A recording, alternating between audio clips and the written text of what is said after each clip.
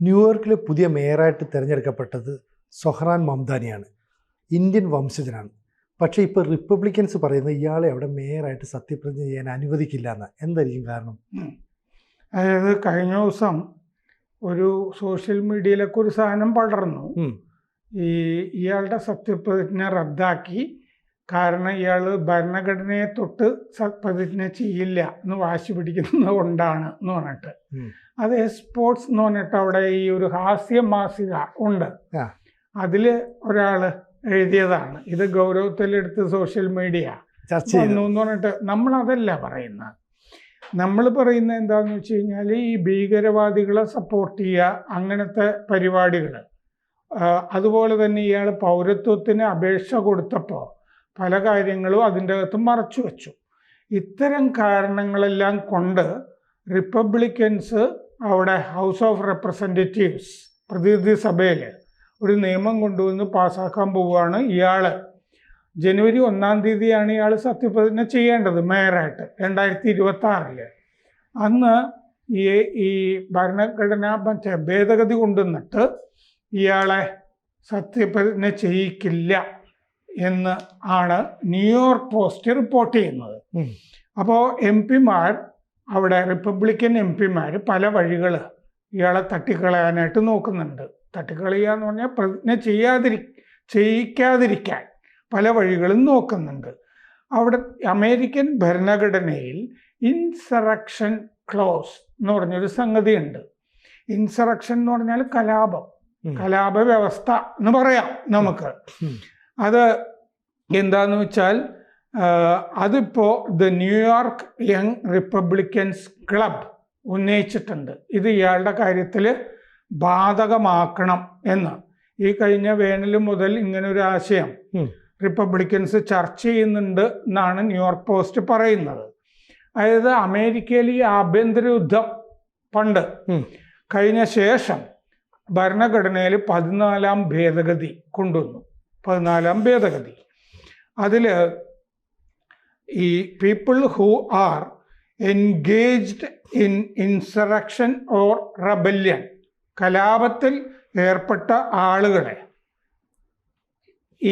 ഇത്തരം പദവികളിൽ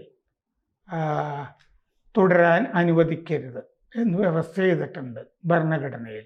people who are engaged in insurrection or rebellion, കലാപവുമായി ബന്ധപ്പെട്ട ആളുകൾ, അവരെ ഇത്തരം പദവികളിൽ ഇരുത്തരുത്. അല്ലെങ്കിൽ who has given aid or comfort to the enemies എന്ന് പറഞ്ഞിട്ട്, അതായത് ശത്രുക്കൾക്ക് സഹായം ചെയ്തവരെ ഈ സ്ഥാനത്ത് ഇത്തരം സ്ഥാനങ്ങളിൽ ഇരുത്തരുത് എന്നും ഭരണഘടനയിൽ പറഞ്ഞിട്ടുണ്ട്. ഈ 2 വ്യവസ്ഥകളുണ്ടല്ലോ ഭരണഘടനയിൽ. കലാപത്തിൽ പങ്കെടുത്തവരെ അല്ലെങ്കിൽ ശത്രുക്കൾക്ക് സഹായം കൊടുത്തവരെ ഇത്തരം പദവികളിൽ ഇരുത്തരുത് എന്നുള്ള 14-ാം ഭേദഗതി ഭരണഘടനയിലെ അത് പ്രയോഗിച്ചിട്ട് ഇയാളെ സത്യപ്രതിജ്ഞ ചെയ്യിക്കാതിരിക്കുക എന്നുള്ളതാണ് റിപ്പബ്ലിക്കൻസിൻ്റെ തന്ത്രം എന്നാണ് ന്യൂയോർക്ക് പോസ്റ്റ് റിപ്പോർട്ട് ചെയ്യുന്നത്. ഇയാൾ ICE, അതായത് അമേരിക്കയുടെ ഈ ഇമിഗ്രൻസ് ആൻഡ് കസ്റ്റംസ് എൻഫോഴ്സ്മെന്റ് ഉണ്ടല്ലോ, അവിടുത്തെ സംവിധാനം, കുടിയേറ്റക്കാരെയൊക്കെ നിയന്ത്രിക്കുന്ന സംവിധാനം, United States immigration and customs enforcement ICE. നമ്മുടെ ഇന്ത്യയിലേക്കും കുറേ ആളുകൾ അവിടുന്ന് ഡിപ്പോർട്ട് ചെയ്തില്ലേ, കുടിയേറ്റക്കാരെ അനധികൃതം. ഇതൊക്കെ ചെയ്യുന്ന ആ സ്ഥാപനം അവരുടെ നിയമങ്ങളൊക്കെ ലംഘിച്ചയാളാണ് മംദാനി എന്നുള്ളതാണ് ആരോപണം. കാരണം അയാൾക്ക് 2018 പൗരത്വം കിട്ടിയത്. 7-ാം വയസ്സിൽ അല്ലേ അമേരിക്കയിലെത്തി, ഉഗാണ്ടയിലെ കമ്പാലയിൽ നിന്ന്. അപ്പോൾ പൗരത്വം കിട്ടുമ്പോൾ അയാൾ ഇത്തരം കാര്യങ്ങൾ കുടിയേറ്റ നടത്തിയപ്പോൾ ഉള്ള കാര്യങ്ങളെ സംബന്ധിച്ച പ്രസ്താവനയിൽ കള്ളം പറഞ്ഞു എന്നാണ്. അപ്പോൾ കള്ളം പറഞ്ഞു എന്ന് പറഞ്ഞാൽ പ്രധാനപ്പെട്ട കാര്യം, മംദാനി അവിടെ ഹോളി ലാൻഡ് 5 എന്ന് പറയുന്ന 5 പേർക്ക് 5 ഭീകരരെ പിന്തുണയ്ക്കുന്ന വിധത്തിൽ പ്രവർത്തിച്ചു. ഇയാൾ പണ്ട് വേടനെ പോലെ തന്നെ അവിടെ ഒരു റാപ്പറായിരുന്നു. എന്ന് പറഞ്ഞാൽ ചെറുകിട.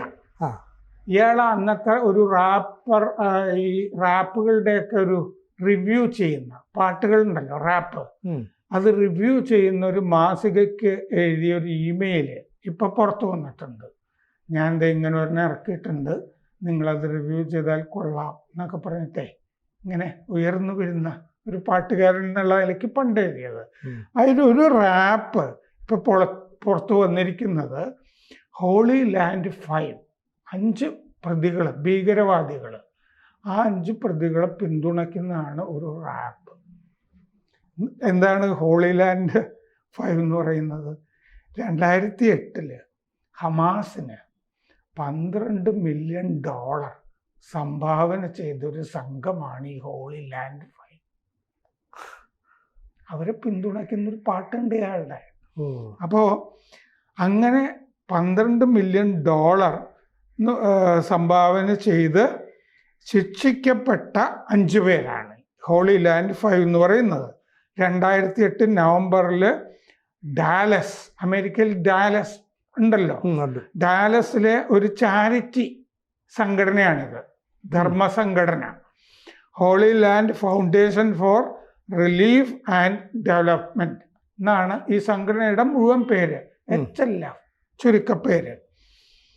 ഈ 5 പേര് ആരൊക്കെയാന്ന് പറയാം.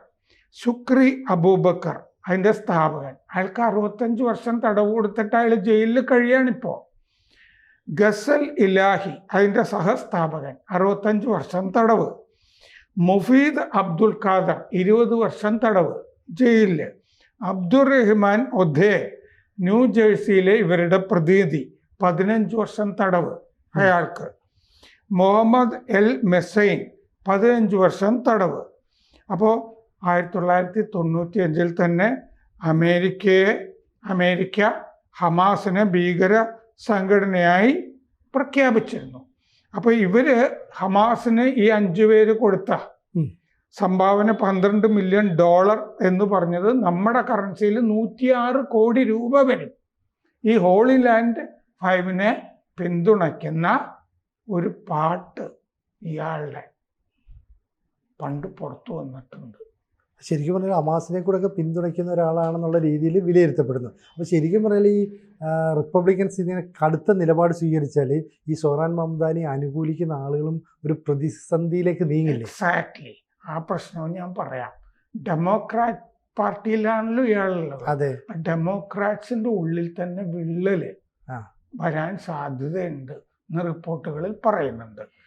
ഇപ്പോൾ സ്റ്റെഫാനോ ഫോർട്ടെ, ഈ യങ് റിപ്പബ്ലിക്കൻസ് ക്ലബിൻ്റെ പ്രസിഡന്റ്, പറയുന്നത് എന്താന്ന് വെച്ച് കഴിഞ്ഞാൽ ഇപ്പൊ അമേരിക്കയിൽ ഒരു ഷട്ട് ഡൗൺ ഉണ്ടല്ലോ, സാമ്പത്തിക പ്രതിസന്ധി, അതുകൊണ്ട് ശമ്പളം കൊടുക്കാതിരിക്കുന്ന പരിപാടി, അത് തീർന്നു കഴിഞ്ഞാൽ നിയമനിർമ്മാണത്തിലേക്ക് കടക്കും. മംദാനിയെ ഈ മേയർ സ്ഥാനത്ത് നിന്ന് നീക്കാനുള്ള നിയമനിർമ്മാണത്തിലേക്ക് കടക്കും എന്ന് സ്റ്റെഫാനോ ഫോർട്ടെ പറഞ്ഞിട്ടുണ്ട്. അത് ഡെമോക്രാറ്റ് തന്നെ അല്ലേ? അല്ല, ഡെമോക്രാറ്റ് അല്ല, അത് യങ് റിപ്പബ്ലിക്കൻസ് ക്ലബിന്റെ പ്രസിഡന്റ്. നേരത്തെ പറഞ്ഞില്ലേ ഒരു ക്ലബ്, റിപ്പബ്ലിക്കൻസ്, യങ് റിപ്പബ്ലിക്കൻസ് ക്ലബിന്റെ പ്രസിഡന്റ്.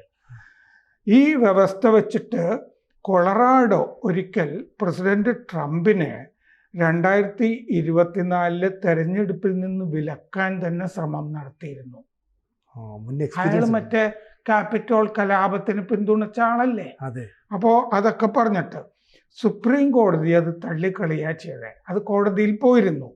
പക്ഷെ ഹൈക്കോടതി, കീഴ്ക്കോടതിയിൽ ചെന്നപ്പോൾ, സുപ്രീം കോടതിക്ക് മുമ്പ് ഹൈക്കോടതി പറഞ്ഞു അമേരിക്കൻ കോൺഗ്രസിലെ ഹൗസ് ഓഫ് റെപ്രസെൻറ്റേറ്റീവ്സ്, പ്രതിനിധി സഭ, അവരാണ് ഇങ്ങനെ ഒരു ഭേദഗതി വരുത്തേണ്ടത്, അത് അവരാണ് തീരുമാനിക്കേണ്ടതെന്ന് പറഞ്ഞു.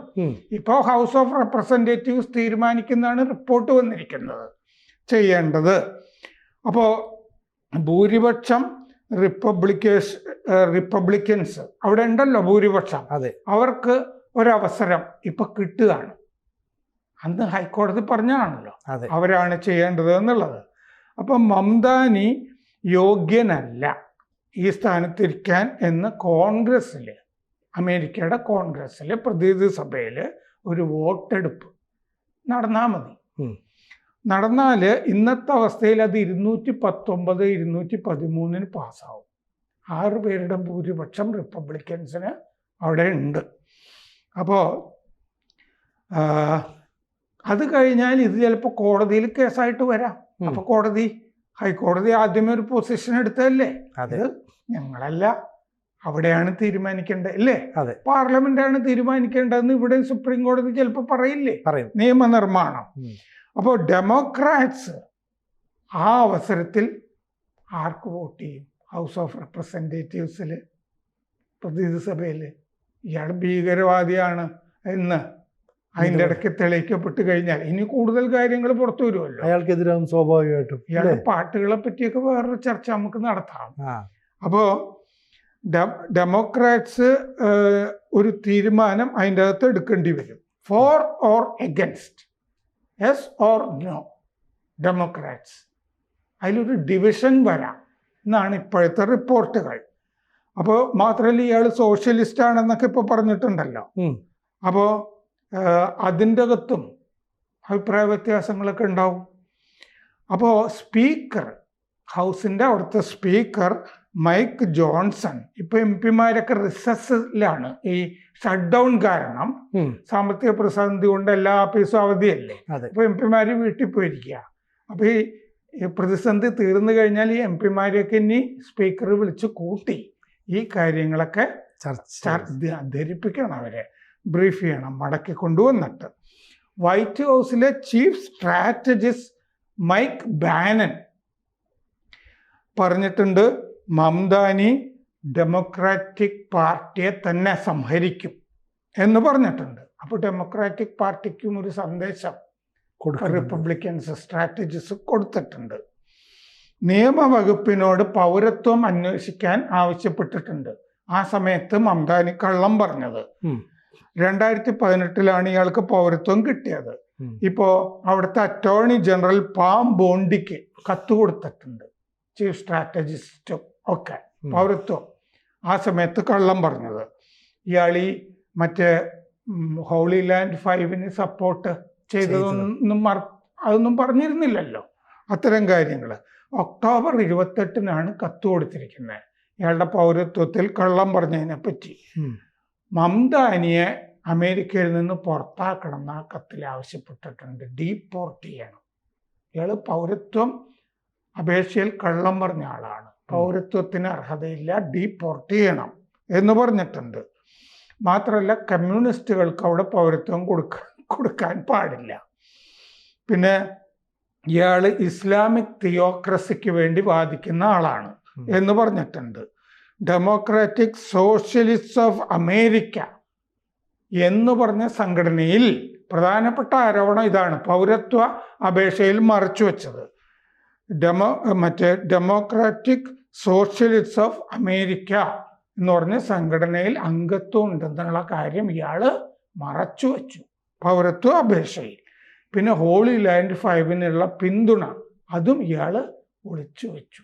പക്ഷെ പാട്ടിലുണ്ട്, പാട്ടാരും ശ്രദ്ധിച്ചിരുന്നില്ല അന്ന്. ഇയാൾ വലിയ പാട്ടുകാരനാണ്, ഇപ്പൊ തപ്പിയെടുക്കുമല്ലോ. അപ്പൊ അതുകൊണ്ട് ഇയാളുടെ ബാപ്പ മഹ്മൂദ് മംദാനി 2004 ഗുഡ് മുസ്ലിം ബാഡ് മുസ്ലിം എന്ന് പറഞ്ഞൊരു പുസ്തകം എഴുതിയിട്ടുണ്ട്.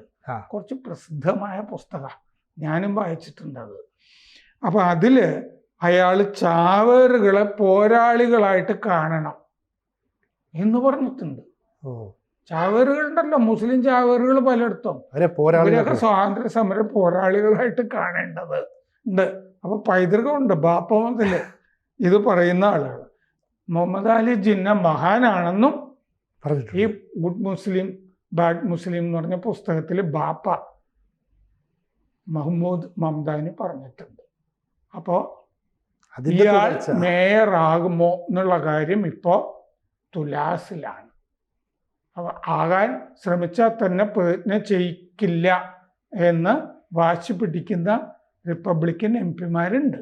അപ്പോൾ ഒരു വോട്ടെടുപ്പ് അക്കാര്യത്തിൽ അവിടുത്തെ ഹൗസ് ഓഫ് റെപ്രസെൻറ്റേറ്റീവ്സ് പ്രതിനിധി സഭയിൽ നടന്നേക്കാം.